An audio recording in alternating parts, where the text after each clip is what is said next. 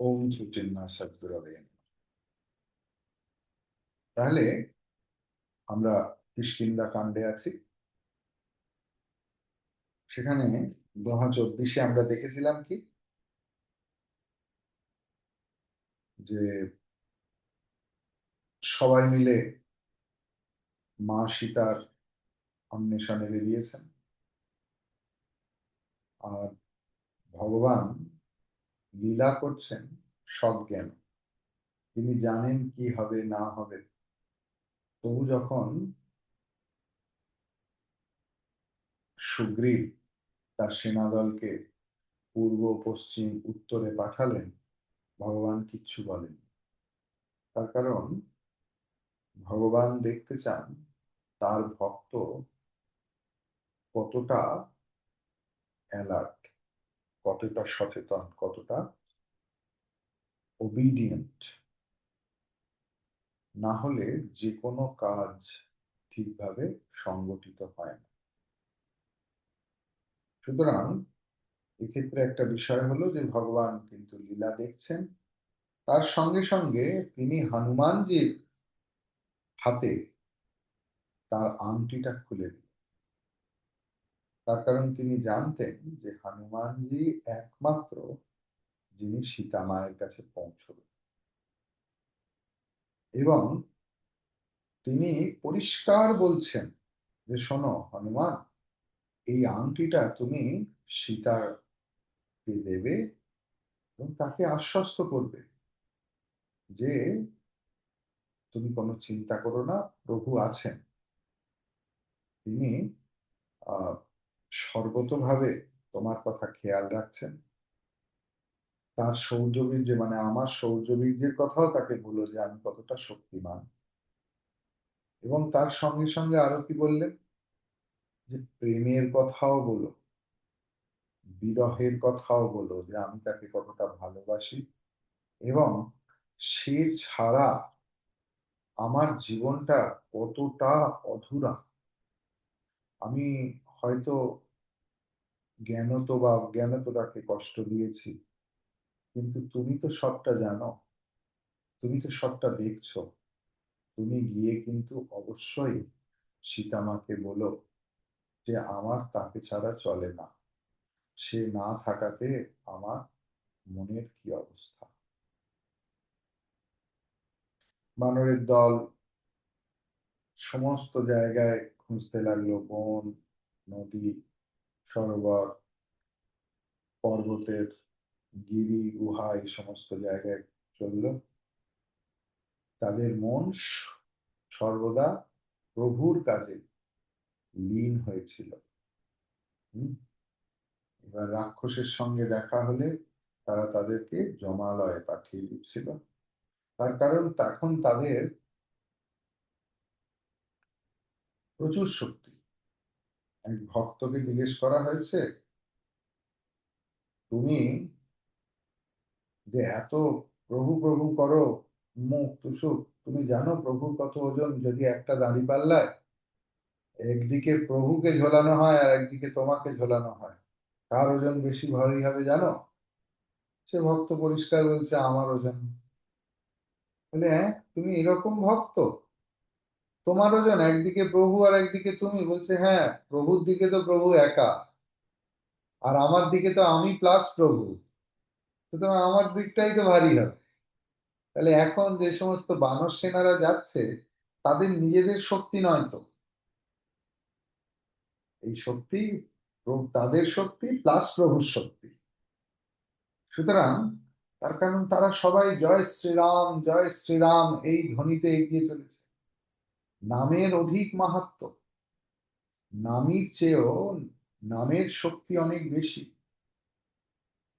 প্রভু রামের থেকেও প্রভু রামের নামের শক্তি অনেক বেশি। সবসময় নামের থেকে নামের শক্তি অনেক বেশি হয়।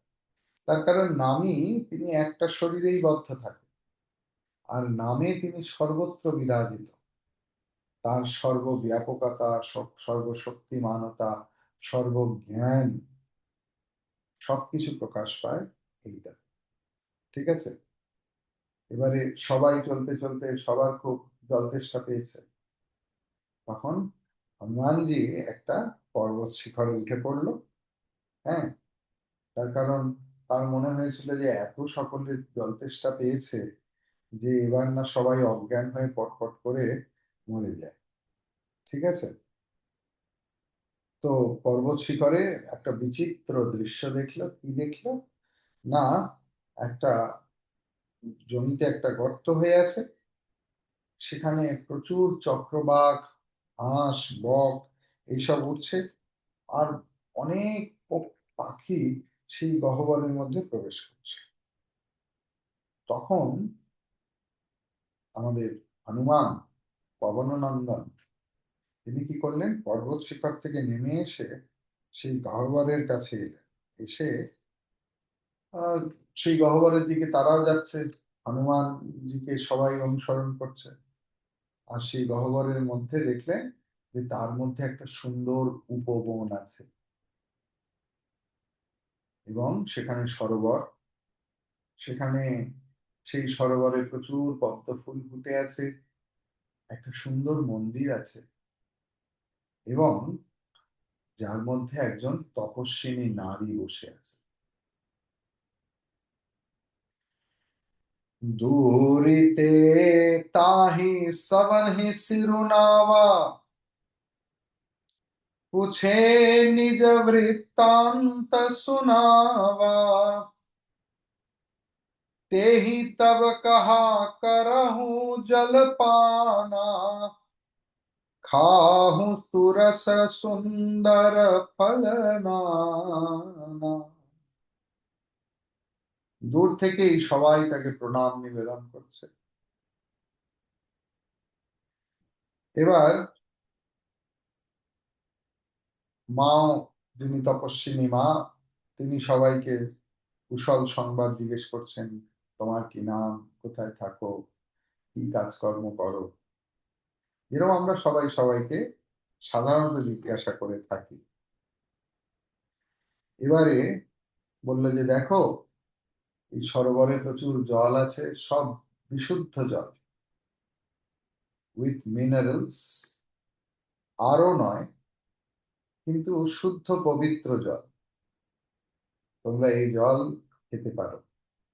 তার কারণ আরও ওয়াটারে মিনারেলস থাকে না। যেদিন থেকে আমাদের ঘরে এই বিভিন্ন জল ওয়াটার ফিল্টার করা ঢুকেছে আর বোতলের জল খাওয়া শুরু করেছি, সেই দিন থেকে আমাদের অম্বল, গ্যাস এই সমস্ত নিত্য সঙ্গী হয়েছে। আগে যখন টিউবওয়েলের জল খাওয়া হতো বা ভারী জল বয়ে দিয়ে যেত, সেটাকে কোনো রকমের ফটকিরি বা কিছু দিয়ে করা হতো, অন্তত এই এত অম্বল গ্যাসের সমস্যা ছিল না। আজ ঘরে ঘরে বাচ্চা জন্মাচ্ছেই অ্যাসিডিটি, এবং তার মূল কারণ দেখা গেছে যে এই রকম ব্যবস্থা। তার কারণ আরোতে জল ব্যাকটেরিয়া ফ্রি, ভাইরাস ফ্রি করতে গিয়ে মিনারেলস ফ্রিও করে ফেলছে, যার ফলে জলের সত্তাটুকু চলে যাচ্ছে। অবশ্যই আমাদের ব্যাকটেরিয়া ভাইরাস মুক্ত জল খাওয়া উচিত, কিন্তু এই বিষয়টা হচ্ছে। যাই হোক, তো এবারে বললেন যে যাও তোমরা জল টল খেয়ে এসো, এবং প্রচুর সুমিষ্ট রসালো ফল আছে, তোমাদের মন ভরে যাবে। বললো ঠিক আছে। मज्जनु कीन्ह मधुर फल खाए, तासु निकट पुनि सब चली आए। ते ही सब आपनी कथा सुनाई, मैं अब जाव जहाँ रघुराई। জল খেলো, প্রথমেই জল খেয়ে পেটটা বেশ সুন্দর শান্ত হলো, শরীর মন পুষ্ট হলো। তারপরে তারা একটু সুমিষ্ট ফল, রসালো ফল, কমলা লেবু, কলা, আঙুর, বেদানা এইসব সব হয়ে আছে, এইসব তুলে তুলে খেতে লাগলো। ক্ষেতের ফসল।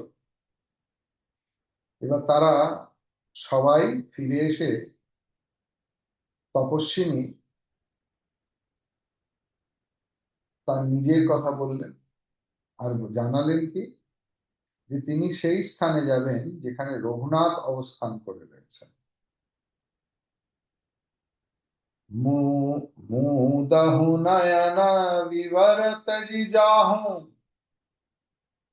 पैहु सीत ही जनी पछिताहु, नयन मूदि पुनि देखहि बीरा, ठाड़े सकल सिंधु के तीरा। কি অপূর্ব দেখো, প্রভুর লীলা হলে কেমন কেমন হয়। তিনি বললেন যে দেখো, সবার সব পরিচয় জানা হয়ে গেছে, তোমরা সবাই ক্লান্ত, এখন তোমরা গুহার বাইরে গিয়ে দাঁড়াও, কিন্তু শোনো, চোখ খুলবে না, তোমাদের জন্য সারপ্রাইজ আছে। আর সেও বেচারা, তারা চোখ বন্ধ করে আছে, যে কি আসবে, কোনো মণিমাণিক্য আসবে, কল্যাণ জুয়েলার্স, নাকি এমপি যেটা জানে না, কিন্তু কিছু একটা আসবে। কিন্তু সবার থেকে বড় মণিমাণিক্য তো প্রভু, যারা প্রভুর জন্য কাজ করতে নিজেদের জীবন উৎসর্গ করেছে, তাদের কাছে মণিমাণিক্য খুব বড় কথা না। তাই যখন বললেন যে তোমরা চোখ বন্ধ করে গুহার বাইরে গিয়ে দাঁড়াও, আর তখন তোমরা চোখ খুলবে। আর শোনো, তোমরা চিন্তা করো না, তোমরা সীতা দেবীকে অবশ্যই পাবে, হতাশ হয়ে না। চোখ বন্ধ করে সব গুহার বাইরে থেকে এসেই যেই চোখ খুলেছে, দেখছে কোথায় পর্বত, তারা সবাই সমুদ্রের তীরে এসে দাঁড়িয়ে।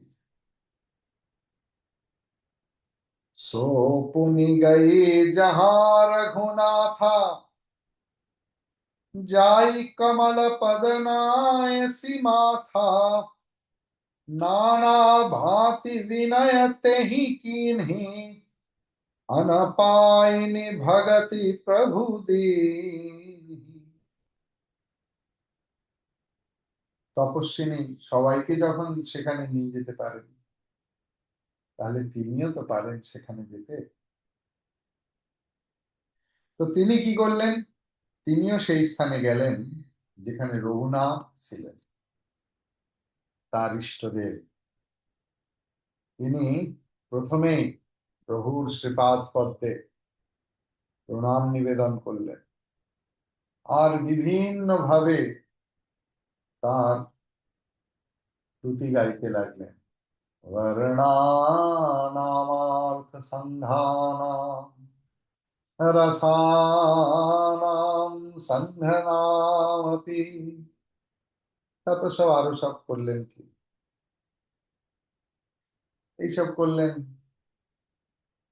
তারপরে বললেন যে আমি এটা জানি, ওটা জানি, সেটা জানি, তোমার সম্বন্ধে এই জানি, তোমার সম্বন্ধে আমি এই শুনেছি, সব খোঁজ খবর নিয়ে সব এই কথা শুনেছি। তথাপি মম সর্বস্য শ্রী রঘুনাথ, শ্রী রঘুনাথ, রঘুনাথ। তোমার সম্বন্ধে আমি প্রচুর খারাপ কথা শুনেছি, তুমি এইটা করেছো, ওইটা করেছো, সেইটা করেছো, আবার ভালো কথাও শুনেছি। তো আমার কিছুই এসে যায় না, আমি তোমায় ভক্তি করি, আমি তোমায় ভালোবাসি, তাই আমার সর্বস্ব রঘুনাথ। এই রকমই, এই রকম প্রেম, এই রকম ভক্তি না হলে ভগবান লাভ হয় না। এই রকম প্রেম দরকার। না হলে আমরা আগেই খোঁজ খবর নিতে শুরু করি, গুগল করি, গুগলে দেখছি যে না, এত ফেমাস না, তাহলে পাড়ার লোককে গিয়ে জিজ্ঞেস করি, চায়ের দোকান থেকে শুরু করে, হ্যাঁ গো, লোকটা কেমন গো, এইটাই। এবার পাড়ার লোক সে আর কিরম মাপবে, সেও তাদের মতো চোখ দিয়েই মাপে তো, তাই না? সে যেরকম করলো, সেও তার মতো সিদ্ধান্ত নিয়ে বাড়ি চলে এলো। লাভ কি হলো, লোকটা লোকটার মতোই রয়ে গেল, আমার যে ভক্তি প্রেম বিশ্বাস সব কর্পূরের মতো উড়ে চলে গেল।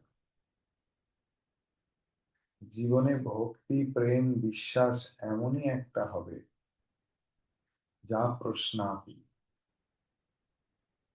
যেখানে যদি প্রভুর খারাপ কিছু শুনি, সেটাকেও ভক্ত সেই যে সেটাকে গ্লোরিফাই করবে।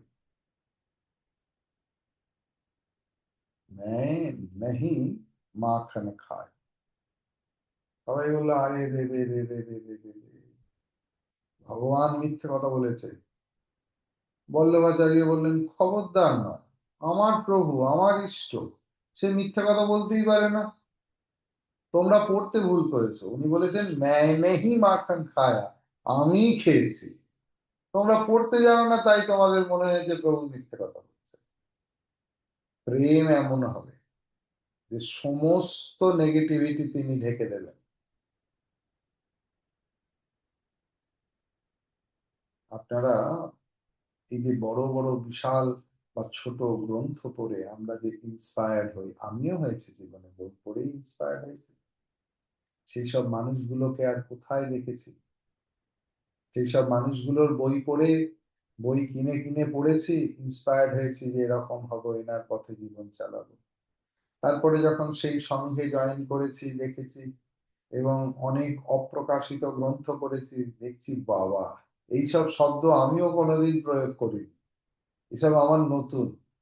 মানে তখন আর কিছু এসে যায় না, তার কারণ তখন যে ভালোবেসে ফেলেছি মানুষটাকে, তখন তার এগুলোই মধুময় মনে হচ্ছে। প্রেম এমন হবে, তার কারণ আমি তো মানুষটাকে বদলাতে পারবো। আধ্যাত্মিক জীবন সম্পূর্ণ একটা ইন্ডিভিজুয়াল জার্নি। কিরকম জার্নি? না, যেখানে আমরা রূপ থেকে স্বরূপে পৌঁছাই। আমার স্বরূপটা লক্ষণ, লক্ষ্য, তাই রূপটা তখন গৌণ হয়ে যায়।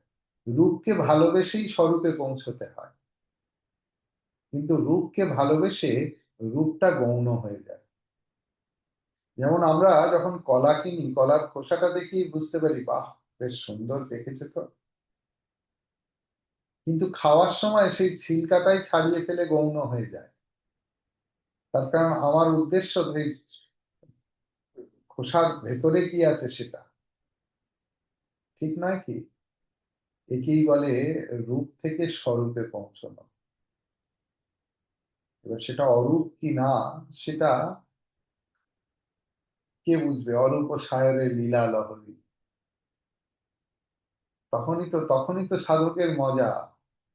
অরূপ সায়র আবার লীলার লহরী, সে কেমন হলো?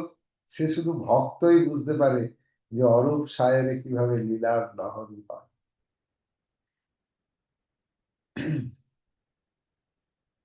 প্রভু তাকে বর দিলেন। কি বর দিলেন? একই, প্রভুর বর একই। ভক্তদের জন্য তিনি একটাই বর দেন, অচলা ভক্তি। অর্থাৎ আমার কোনো কিছুতে যেন মনে সন্দেহ না হয় যে ভগবান এমনি, ভগবান তেমনি, ভগবান ওই, ভগবান সেই। তার মানে আমার ভক্তি টলে যাচ্ছে, আমি প্রশ্নাতীত হতে পারছি না। আমি হয়তো রোজ শিবের মাথায় জল দিচ্ছি, সেটা তো একটা ইনস্টিংচুয়াল হয়ে গেছে, কিন্তু মনে প্রাণে সেই জায়গাটা নেই, সেটা নয়। তাতে শিবের মাথায় দুদিন জল না দিলাম, কিন্তু প্রভুর শ্রীপাদ পদ্মে আমার 200% ভক্তি। এটাই হচ্ছে বড় কথা। बदरी वन कहूँ सो गई, प्रभु आज्ञा धरि सीस, उर धरि राम चरण जुग, जे बंदत अज ईस। বিউটিফুল। প্রভুর আদেশ শিরোধার্য করলেন। প্রভুর আদেশ, এইটা সবচেয়ে বড় কথা বুঝলেন। যা বলবে, যক্ষুনি বলবে তা শুনে ফেলবে। বাকিটা প্রভুর দায়িত্ব। প্রভু যদি মজা করেও কিছু বলেন, ভক্তের উপায় নেই সেটা বিচার করার যে এটা মজা করছে না করছে না। সে কিন্তু প্রভুর আদেশ পালন করে। এতেই তার শান্তি, যে আমি অন্তত আদেশটুকু তো পালন করতে পেরেছি। সেখানে কোনো প্রশ্ন উঠবে না। আদর্শ সৈনিক সে প্রশ্ন করে না, যে ফায়ার শুনেই গুলি চালিয়ে দেয়। আর তারাই কিন্তু পুরস্কার পায়, শৌর্যের, বীর্যের। দে আর ওবিডিয়েন্ট, এবং তার সঙ্গে বুদ্ধিমত্তা। তো এখানেও তিনি কি করলেন? শ্রী প্রভুর পাদ পদ্ম, যা কিনা ব্রহ্মা এবং মহেশ্বরের নিত্য পূজিত, রামচরণ যুগ যে বন্দতা আজা ঈশা। ঠিক আছে, এখানে অজা মানে ব্রহ্মাজি, অজা মানে আবার ছাগলও হয়, হ্যাঁ। এখানে সেই মানে নয়। অজা মানে জগৎ। অজা মানে শুধুমাত্রই ছাগল নয়, অজা মানে জগৎ। অজা মানে জগতের স্রষ্টা, এই জগৎকে তৈরি করল। Creator is Brahmaji. আর ঈশ মানে সবার প্রভু, দেবাদিদেব মহাদেব। কিরকম ভক্ত দেখুন তুলসীদাস, তার ইষ্ট রাম, কিন্তু মহাদেবের প্রতি তার এতটুকু অশ্রদ্ধা নেই। সে বলছে বন্দাতা, কিন্তু তার অ্যাডজেক্টিভ লাগাচ্ছে ঈশ্বর। মানে দেখুন শ্রদ্ধার মাত্রা। আর বর্তমানে কিছু কিছু সংগঠন আছে, তারা কৃষ্ণের বন্দনা করতে গিয়ে অন্যান্য দেব দেবতাকে এমন অশ্রদ্ধা করে, তারা শাস্ত্রটা পড়েনি। They are trying to make a cult, যেটা আমাদের শাস্ত্রের গরিমা লঙ্ঘিত হয়। দেখুন তুলসীদাসজি পড়ে, ছোট ছোট জিনিস দেখুন, ছোট এমন কোনো বিষয় নয়, কিন্তু তিনি কিভাবে মহাদেবকে আখ্যায়িত করেছেন অ্যাডজেক্টিভ দিয়ে। তো সেই তপস্বিনী কোথায় গেলেন? শ্রী প্রভু শ্রীপাদ পদ্ম হৃদয়ে ধারণ করে, না বদ্রিকা আশ্রম। এই বদ্রিকা আশ্রমে নারদজিও তপস্যা করতে গিয়েছিল। এই বদ্রিকা আশ্রমে নর এবং নারায়ণ দুজনে মিলে এখনো তপস্যা করছেন। তপস্যা করতে করতে তারা পাহাড়ে পরিণত হয়েছে। আপনারা যদি কেউ বদ্রিকা আশ্রমে যান, সেখানে দেখবেন নর পর্বত এবং নারায়ণ পর্বত দুটো দাঁড়িয়ে আছে।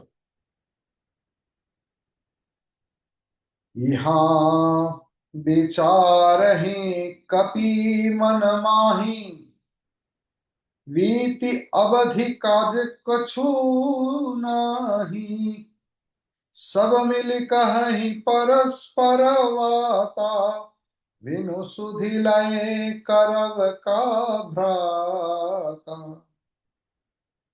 বানররা সবাই চিন্তিত হয়ে আছে।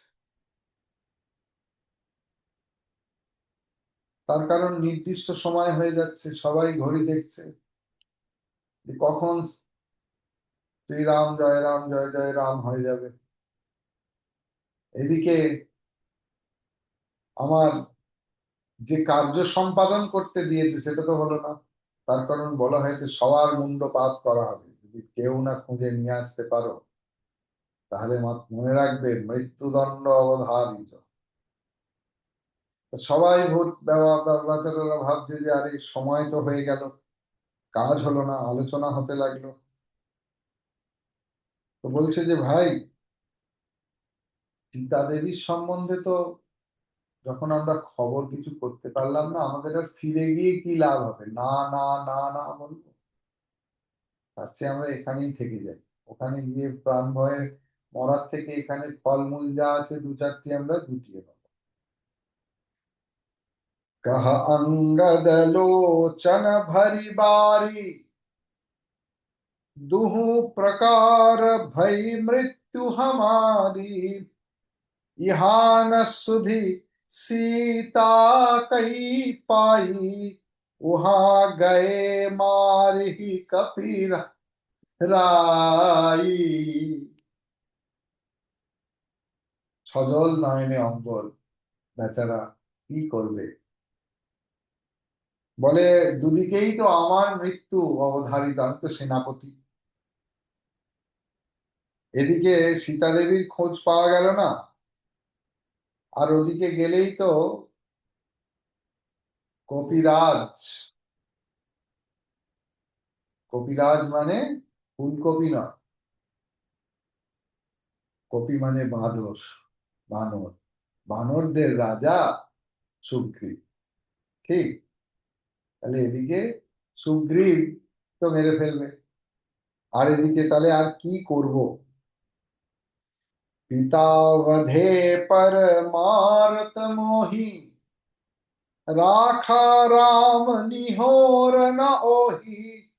पुनि पुनि अंगद कह सब पाही, मरण भय कछु संशय নাই। ভাই, আমি একদম নিঃসংশয় হয়ে গেছি, আমি সব সন্দেহের পারে। আজ আমার সমস্ত সন্দেহ কেটে গেছে, সংশয় কেটে গেছে। কিসে? মরণ ভয়েও কিছু সংশয় নাই, মৃত্যু আমার হবেই, এইটা আমার একদম আনডাউটেড। সুতরাং আমার না, হচ্ছে আমাদের। কেন? বলছে পিতার অবর্তমানে সুগ্রীবের হাতে আমার মৃত্যু অবধারিত ছিল। তার কারণ এইটাই রাজতন্ত্রের একটা নিয়ম। রাজাকে তখনকার দিনে চোর ডাকাতরা চুরি করে মেরে ফেলত, আপনারা জানেন নিশ্চয়ই। এক অদ্ভুত বিষয়, যাতে কোনো খবর না চলে যায়। আর এদিকে কোনো রাজত্ব হলেই রাজা বা রাজাকে তো মেরে ফেলতোই, রানীকে বিয়ে করে ফেলতো, আর ছেলেদেরকে মেরে ফেলতো। তো সুগ্রীব সেই অনুযায়ী, প্রথা অনুযায়ী অঙ্গদকে মেরে ফেলতো, বা হুকুম দিত সৈন্যদেরকে। কিন্তু প্রভু রামচন্দ্রের কৃপায় সেই সময় আমি রক্ষা পেয়েছিলাম। আমি জানি সুগ্রীবের কৃপাতে হয়নি, কিন্তু আজ তো সুগ্রীব আমাদের পাঠানোর আগেই বলে দিয়েছে যে যদি তোমরা এটা না করতে পারো তাহলে কি হবে। তাহলে আর রঘুনাথ কতবার বাঁচাবে না? আরো তো একটা বাঁচানোর লিমিটেশন আছে। अंगद वचन सुनत कपिवीरा, क्षण एक सोच मगन में हाई रहे। अंगद वचन सुनत कपिवीरा, बोली न सकहि नहन बहु नीरा। क्षण एक सोच मगन में हाई रहे, उनियस वचन कहत सब ভয়। সবাই বীর অঙ্গদের কথা শুনছে, চুপ করে আছে। কিন্তু অঙ্গদ যা বলছে কোনোটাই অভিনয় করে না, সবটাই হৃদয় থেকে বলছে। তাই সবার চোখে জল এসে গেল।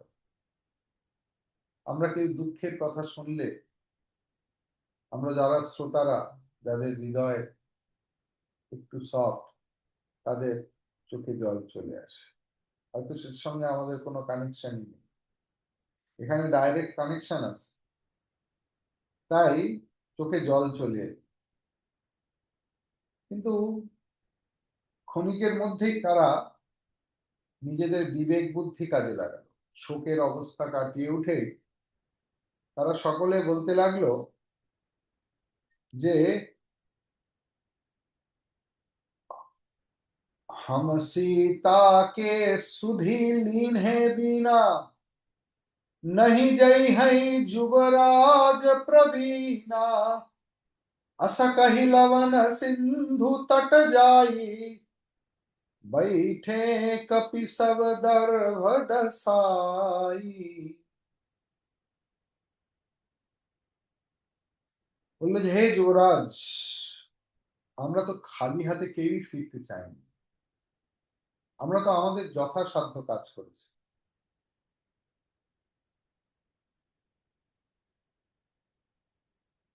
আমরা ফল না পেলে কি করব?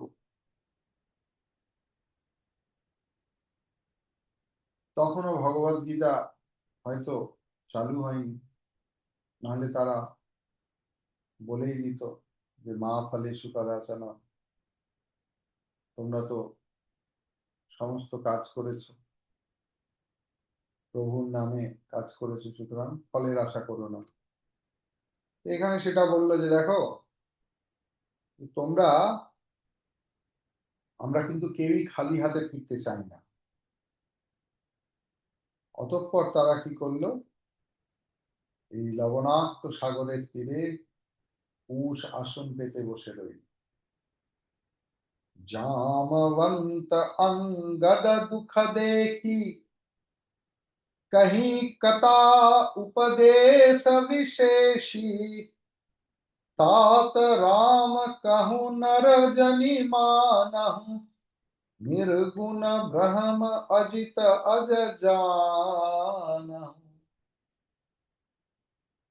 একই কথা দেখো, অঙ্গদের বিলাপ শুনে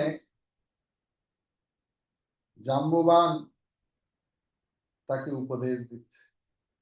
তার কারণ তিনি বৃদ্ধ, যে দেখো বাবা, রামচন্দ্রকে মানুষ ভেবো না, তিনি আসলে নির্গুণ ব্রহ্ম, শুদ্ধ ব্রহ্ম, পরাৎপর নাম, কালাত্মক পরমেশ্বর নাম, অজ, তিনি জন্মরহিত এবং তিনি অজেয়, তাকে জয় করা যায় না। ঠিক, নির্গুণ ব্রহ্ম অজিত, মানে যাকে জেতা যায় না, অজ,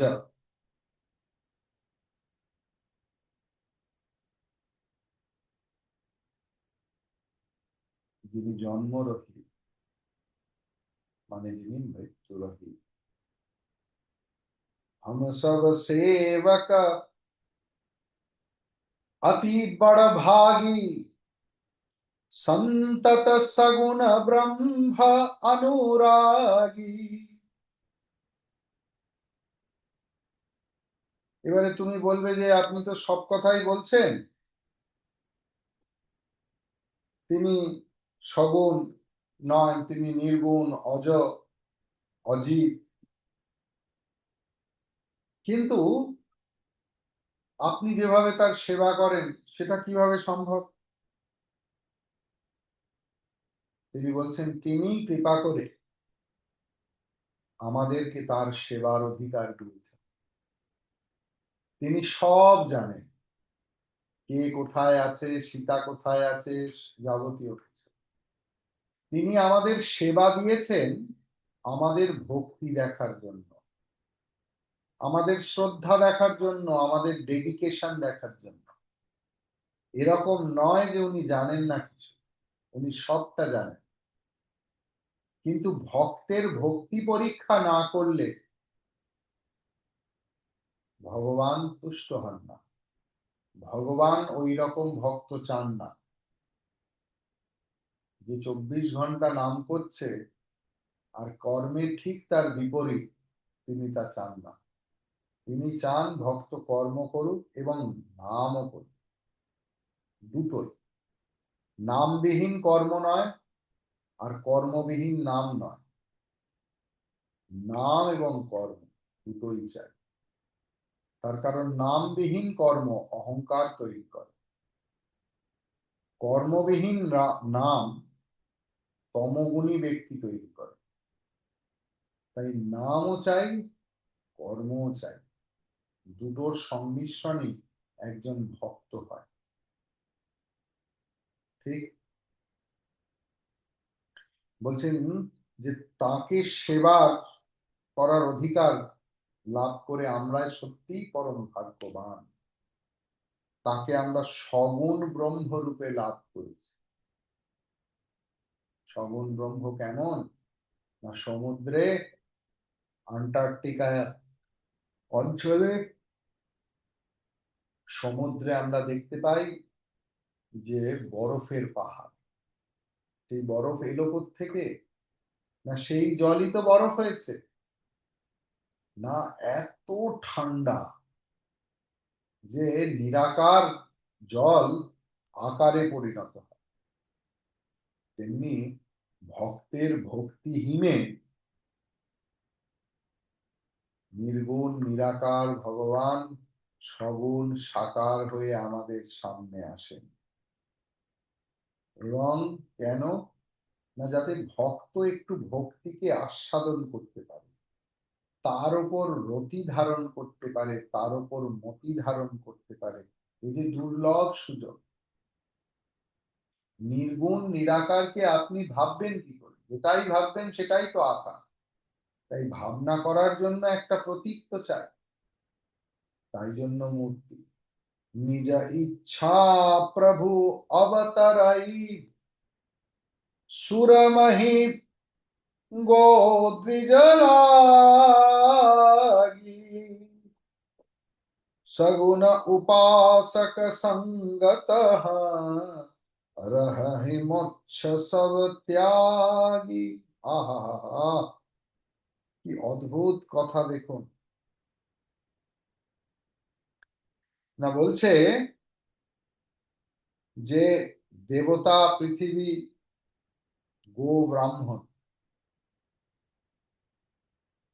ওম নম ব্রহ্মণ্য দেবায় গো ব্রাহ্মণ হিতায় চ, আমাদের মন্ত্র বলে না পুরোহিতরা এলেই? গো ব্রাহ্মণ হিতায় চ, গোমাতা এবং সৎ ব্যক্তির হিতকারী। হিত করতে ভগবান নিজ ইচ্ছা প্রভু অবতারাই। তাহলে দেবতা, পৃথিবী, গো, ব্রাহ্মণ এদেরকে সবাইকে রক্ষা করার জন্য তিনি স্বেচ্ছায় অবতরণ করেছেন। यदा यदा हि धर्मस्य ग्लानिर्भवति भारत अभ्युत्थानमधर्मस्य तदात्मानं सृजामि परित्राणाय साधूनां विनाशाय च दुष्कृतां धर्म संस्थापनार्थाय संभवामि युगे युगे।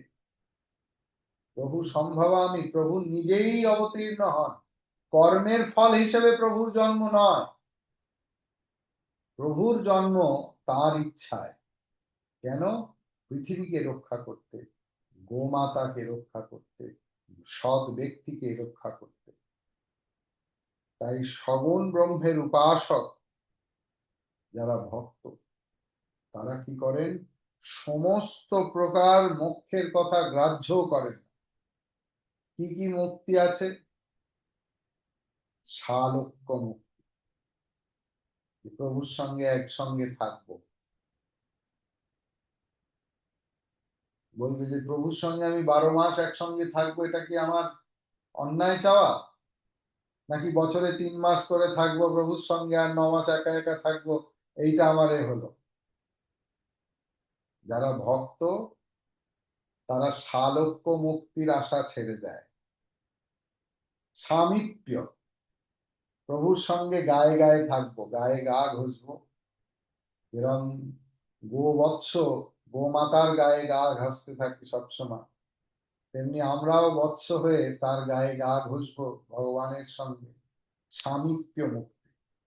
সারূপ্য, প্রভুর কাছে থাকতে থাকতে, প্রভুর উপাসনা করতে করতে প্রভুর মতোই দেখতে হয়ে যায়, তাকে বলে সারূপ্য মুক্তি।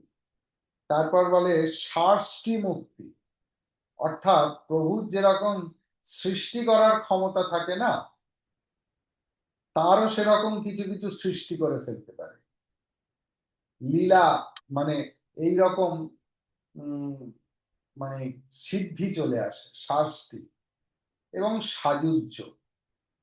প্রভুর কাজ এবং তার কাজ আলাদা করে বোঝা যায় না।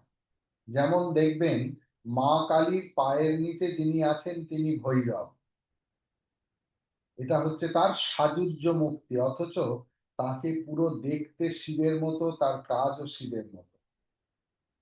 ঠিক বোঝা গেল? তো তারা এইসব কিছুই চিন্তা করে না, তারা শুধু তার সেবায় নিযুক্ত থাকেন, শুধুমাত্র ভালোবাসায় থেকে তারা এই সেবাতে নিযুক্ত থাকে। বোঝা গেল? শ্রীরাম জয় জয় রাম, শ্রীরাম জয় রাম, জয় জয়